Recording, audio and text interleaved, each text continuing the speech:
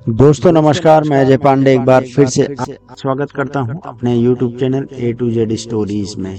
बुद्ध का जन्म हुआ।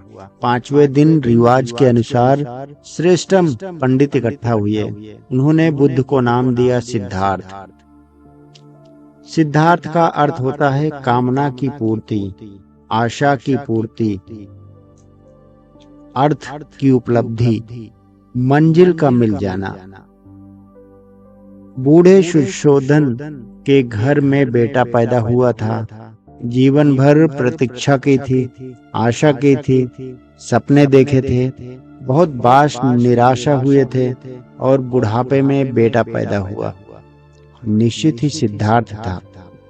पंडितों ने नाम ठीक ही दिया था। 8 बड़े पंडित थे उसमें।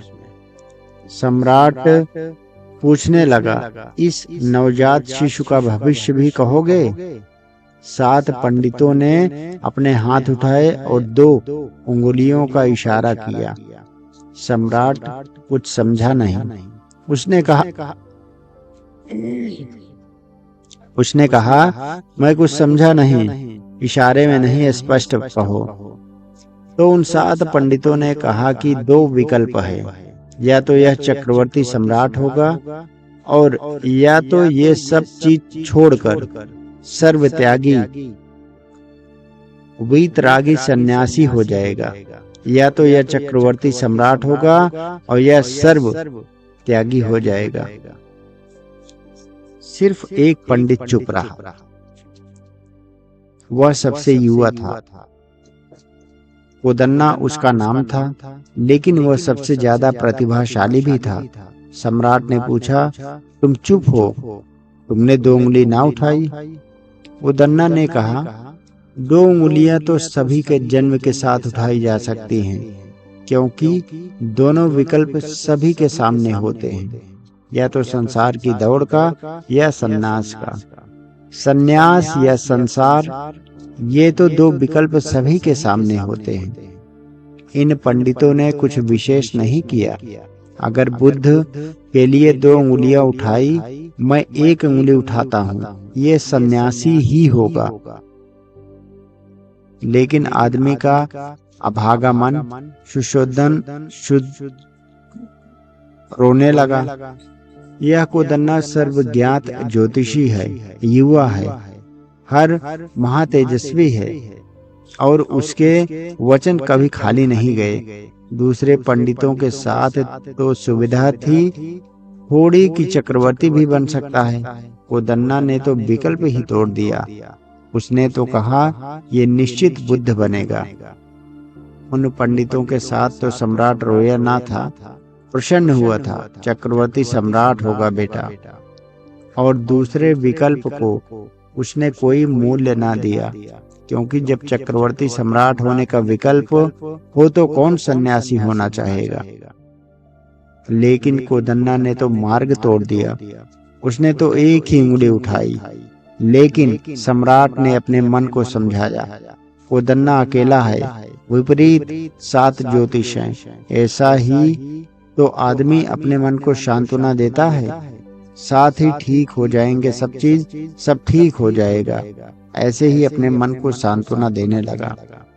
लेकिन वह 1 ही ठीक सिद्ध हुआ, और अच्छा हुआ कि वह 1 ही ठीक सिद्ध हो गया। तुम्हारे जन्म के समय भी और जन्म के बाद भी, चाहे पंडित बुलाए गए हों ना बुलाए गए हों, प्रकृति 2 उंगलियां उठाती है। सारी प्रकृति 2 विकल्प सामने रखती है, या तो खो जाना मूर्छा में, या जाग जाना होश में, या तो बाहर की संपदा को जुटाना, चक्रवर्ती होने के दौड़ में लगाना, या भीतर की संपदा को जुटाना, आत्मवान होने में स्थिर होना। कोदन्ना की 1 उंगली याद रखना। कोई कोदन्ना तुम्हें ना मिलेगा उंगली उठाने को, तुम्हें ही अपनी उंगली उठाने पड़ेगी। दोस्तों, जानकारी आपको कैसे लगी कमेंट में अवश्य बताएं। चैनल को लाइक, सब्सक्राइब और शेयर जरूर करें। गौतम बुद्ध बन गए। गौतम बुद्ध की घर वापसी का एक छोटा सा और प्रसंग है, आइए जानते हैं। गौतम बुद्ध ज्ञान को उपलब्ध होने के बाद घर वापस लौटे। 12 साल बाद वापस लौटे थे।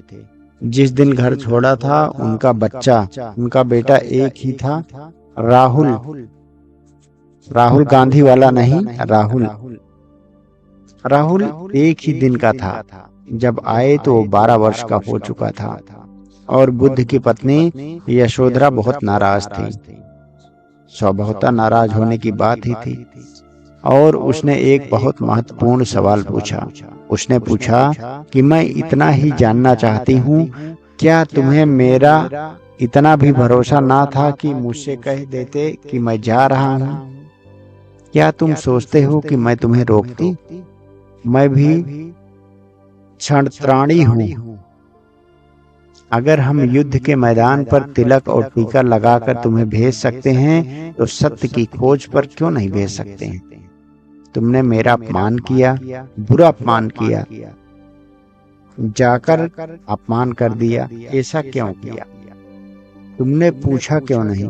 तुम कह तो देते कि मैं जा रहा हूँ। एक मौका तो मुझे देते, देख तो लेते कि मैं रोती हूँ, चिल्लाती हूँ, रुकावट डालती हूँ। कहते हैं बुद्ध से बहुत लोगों ने बहुत तरह के प्रश्न पूछे होंगे, मगर जिंदगी में एक मौका था जब वो चुप रह गए, जवाब न दे पाए। और यशोधरा ने एक के बाद एक तीर चलाए।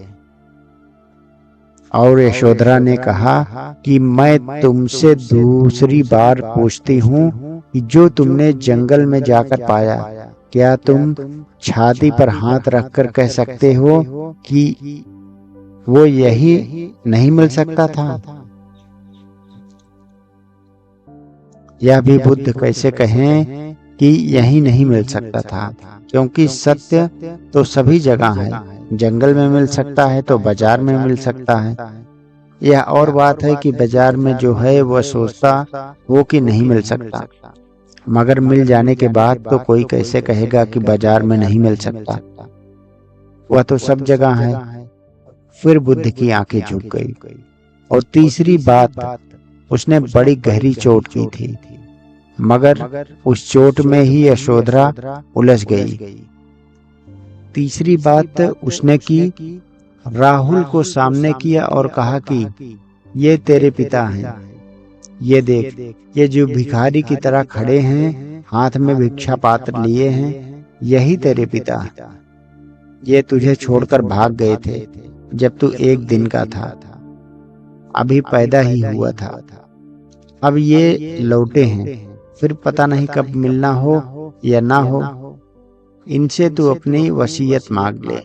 तेरे लिए क्या इनके पास देने को है वो मांग ले। यह बड़ी गहरी चोट थी। बुद्ध के पास देने को था क्या? यशोधरा प्रतिशोध ले रही थी 12 वर्षों का, लेकिन उसने कभी सोचा भी ना था कि यह घटना यूं रूखा ले लेगी। यह बात यूं बदल जाएगी। भगवान दास आर्य ने भी पूछते वक्त नहीं सोचा होगा कि बात यूं रुख ले लेगी। बुद्ध ने तत्क्षण अपना भिक्षा पात्र राहुल को दे दिया और कहा कि मेरे पास कुछ देने को और नहीं है। दोस्तों, बुद्ध ने तत्क्षण अपना भिक्षा पात्र राहुल को दे दिया और कहा कि मेरे पास कुछ और देने को नहीं है, लेकिन जो मैंने पाया है वह तुझे दे दूंगा। तू संन्यास्त हो जा।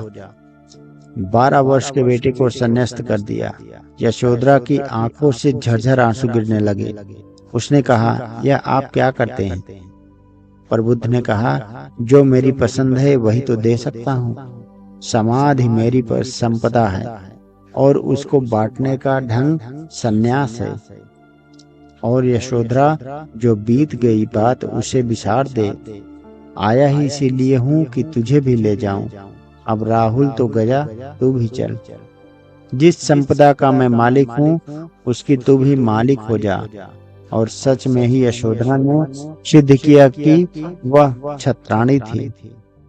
तत्क्षण पैरों पर झुक गई और उसने कहा, मुझे दीक्षा दें। और दीक्षा लेकर भिक्षुओं में, सन्यासियों में यूं खो गई कि फिर उसका कोई उल्लेख नहीं आता। उल्लेख ही नहीं आता है। कभी उसने सन्यासियों में इस तरह की अस्तिमा प्रकट ही नहीं की कि मैं बुद्ध की पत्नी हूँ, मैं विशिष्ट हूँ, कि मैं खास हूँ। वह यूं खो गई कि बौद्ध शास्त्रों में इस घटना के बाद उसका कोई उल्लेख ही नहीं आता है। कैसे जी, कैसे मरी, कब तक जी कब तक मरी, कुछ पता ही नहीं चलता। वह सारे सन्यासियों की भीड़ में चुपचाप यूं लीन हो गई, यूं डूब गई कि कुछ पता ही नहीं चलता। इसको आना कहते हैं। जानकारी कैसी लगी कमेंट में अवश्य बताइएगा। नमस्कार, प्रणाम, जय हिंद।